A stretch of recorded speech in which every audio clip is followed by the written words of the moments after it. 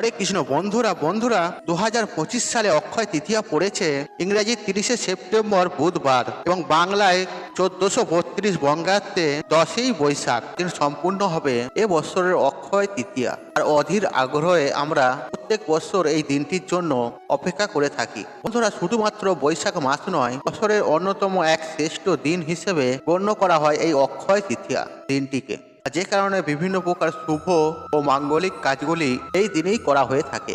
বন্ধুরা অক্ষয় নামের মধ্যেই রয়েছে এই দিনটির মাহাত্ম্য। আর অক্ষয় শব্দের অর্থ যার কোনো ক্ষয় নেই, অর্থাৎ আপনি এই দিন যেই কাজই করুন না কেন তার ফল আপনাকে সারা বছর এমনকি সারা জীবন ভোগ করতে হয়, আর তা সে ভালো হোক অথবা খারাপ।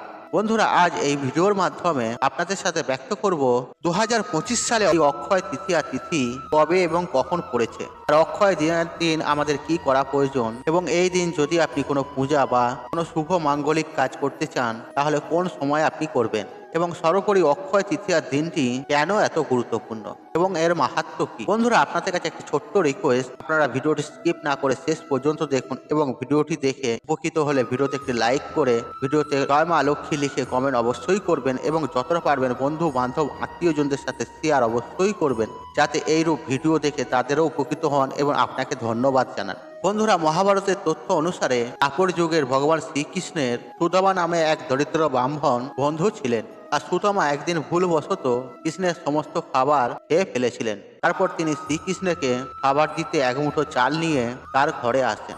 তাকে খাওয়ানোর জন্য বন্ধু সুদামার এই আচরণ মুগ্ধ করেছিল শ্রীকৃষ্ণকে। এরপর শ্রীকৃষ্ণের আশীর্বাদে সুদামার সমস্ত দারিদ্রতা মুছে যায়। আর বলা হয় সেই দিনটি ছিল বৈশাখ মাসের শুক্লপক্ষের এই অক্ষয় তৃতীয়ার দিন। আর এই দিনটি বছরের অন্যতম শ্রেষ্ঠ একটি শুভ দিন।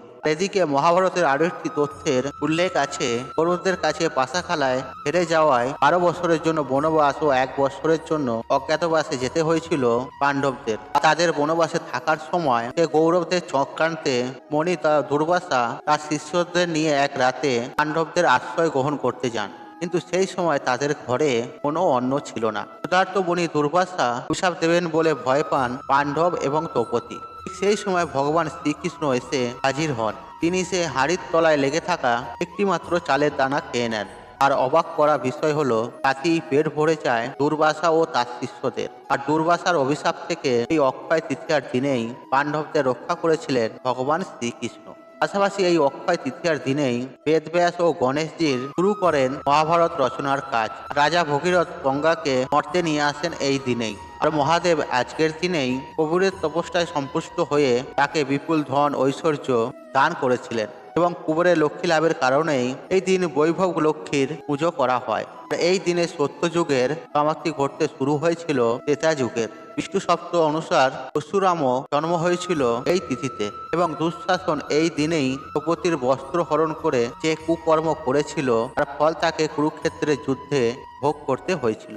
ভীম তার বুক চিরে রক্ত পান করেছিল। সুতরাং এই দিনটি যা করবেন তা ক্ষয়হীন হয়ে চিরকাল থেকে যাবে। এই কারণে বন্ধুরা বাড়িতে বাড়িতে এই দিন অক্ষয় তৃতীয়ার পূজা সম্পূর্ণ করা হয়। বন্ধুরা এই বছর এই অক্ষয় তৃতীয়ার দিন বাড়িতে কোনো শুভ ও মাঙ্গলিক কাজ সম্পূর্ণ করতে চান তাহলে সেক্ষেত্রে অবশ্যই তা সম্পূর্ণ করা প্রয়োজন আগামী ইংরেজি 30শে সেপ্টেম্বর বুধবার এবং বাংলায় 1432 বঙ্গাব্দে 10ই বৈশাখ, কারণ উদয়াস্তি অনুসারে এই অক্ষয় তৃতীয়া এই বছর পড়েছে। বন্ধুরা 2025 সালে অক্ষয় তৃতীয়া শুরু হবে 29শে এপ্রিল মঙ্গলবার বিকাল 5টা বেজে 31 মিনিটের মধ্যে, এবং তিথি সমাপ্ত হবে 30শে এপ্রিল বুধবার বিকেল 6টা 11 মিনিটের মধ্যে। তাই বন্ধুরা আচার নিয়ম মেনে এই অক্ষয় তৃতীয়ার পুজো করার শুভ সময় হলো 30শে এপ্রিল দুপুর 2টো পর্যন্ত।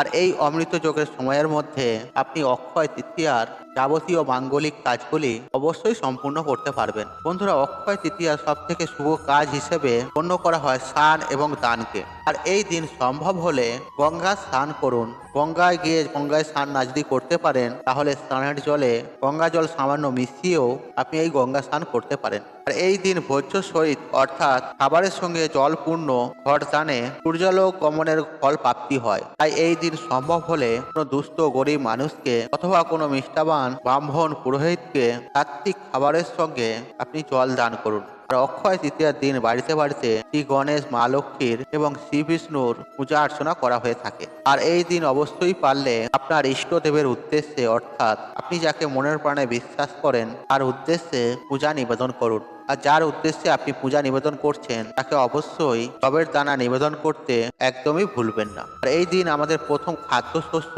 জব নিবেদন করার কথা বলা হয়েছে। এই দিন অবশ্যই আম পাতা ও ফুলের মালা দিয়ে সজোর দরজা সাজানোর চেষ্টা করবেন। আর যদি সম্ভব হয় বাড়ির প্রত্যেকটি দরজার সামনে আপনি এই আম পাতা ও ফুলের মালা দিতে পারেন। অবশ্যই যেন সদর দরজার সামনে এই আম পাতা ও ফুলের মালা দেবেন। আপনি শুধুমাত্র আম পাতার মালাও ব্যবহার করতে পারেন। বন্ধুরা, এবার যে গুরুত্বপূর্ণ বিষয় নিয়ে আলোচনা করব আর তা হলো অক্ষয় তৃতীয়ার দিন যে কাজ কখনোই কিন্তু ভুলেই করবেন না। আর তা হলো প্রথমত, কোনো শাস্ত্র ও ধর্মগ্রন্থকে কখনোই কোনোরূপ অবহেলা করবেন না। তা সে আপনার নিজের ধর্ম হোক বা অন্য কোনো ধর্ম হোক, কোনো প্রকার কোনো ধর্ম বা শাস্ত্র গ্রন্থকে কোনোরূপ কোনো অবজ্ঞা কিন্তু এই দিন কখনোই কিন্তু করতে যাবেন না। কারণ এই রূপটা করলে এর পাপ কিন্তু আপনাকে অনন্তকাল বহন করতে হবে। বন্ধুরা, দ্বিতীয়ত, এই দিন কোনো অবস্থায় কোনো ব্যক্তিকে কোনোরূপ কোনো কটু কথা বলবেন না। আর এই দিন যদি কোনো ব্যক্তিকে আপনি কথার দ্বারা আঘাত করেন, আর সেই আঘাত কিন্তু আপনার ক্ষেত্রেও প্রত্যাঘাত হিসেবে আসবেই আসবে। আর তাই এই দিন যথাসম্ভব চেষ্টা করুন মৌন থাকতে, অর্থাৎ প্রয়োজনের অতিরিক্ত কখনোই কিন্তু এই দিন কথা বলবেন না। আর কখনোই কিন্তু এই দিন রেগে যাবেন না এবং দুষ্ট হয়ে এমন কোনো কাজ করে ফেলবেন না যাতে আপনাকে পস্তাতে হয়। কারণ অধিকাংশ ক্ষেত্রেই যখন কোনো মানুষ তার ক্রোধ নিয়ন্ত্রণ করতে পারে না, আর তখনই সে নানারূপ উল্টোপাল্টা কাজ করে থাকে।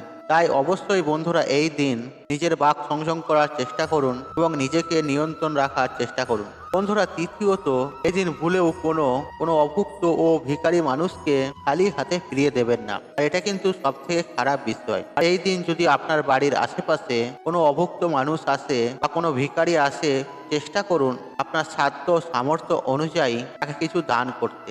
যদি সম্ভব হয় অন্য দিন না হলে আপনি 1টি বা 2টি টাকাও দিতে পারেন, কিন্তু কখনোই কোনো অবস্থায় কোনো ভিখারিকে খালি হাতে এই দিন ফিরিয়ে দেবেন না। আর চেষ্টা করুন এই দিন বাড়ির আশেপাশে কোনো দুস্থ ব্যক্তিকে সাহায্য প্রদান করতে বা অন্ন তুলে দিতে।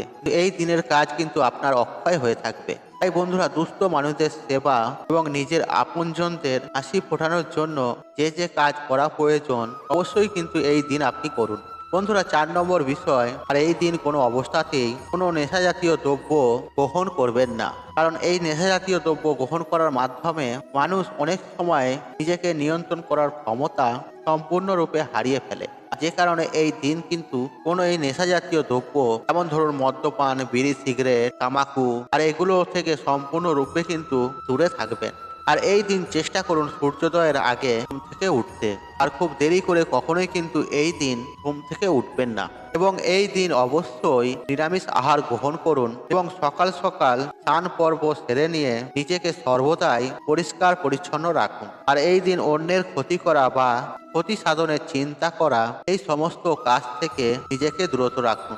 কারণ এই ধরনের কাজ কিন্তু আপনার অনন্তকাল ধরে আপনাকে বিরত করবে এবং তার পাপ আপনাকে অনন্তকাল ধরে বহন করতে হবে। তাই বন্ধুরা, ভুলেও এই দিন অন্য কারো ক্ষতি সাধন করতে যাবেন না বা কাউকে নির্যাতন বা কাউকে অপমান কখনোই কিন্তু এই দিন করবেন না। আর এই অক্ষয় তৃতীয়ার দিন জপ, পূজা পাঠ এই সব সমস্তর জন্য অত্যন্ত শুভ বলে বিবেচিত হয়। তাই এই দিন অবশ্যই আপনার ইষ্ট দেবতাকে প্রতিটা মুহূর্তে স্মরণ করুন আর দিনের একটি নির্দিষ্ট সময় তার জন্য ব্যয় করুন।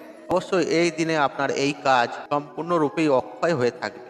তাই বন্ধুরা, চেষ্টা করুন এই দিন সকালবেলায় অথবা সন্ধ্যাবেলায় অথবা পূজার সময় যে কোনো একটি সময় আমাদের বৈদিক শাস্ত্রে উল্লেখিত যে কোনো একটি মন্ত্র 108 বার জপ করুন। এক্ষেত্রেও আপনি মহামৃত্যুঞ্জয় মন্ত্রটি জপ করতে পারেন, অথবা গায়ত্রী মন্ত্রটি জপ করতে পারেন, অথবা খুব সহজ সরল কৃষ্ণ মন্ত্রটিও আপনি জপ করতে পারেন। তবে যখনই আপনি মন্ত্র জপ করবেন আর তখন 108 বার অবশ্যই জপ করবেন।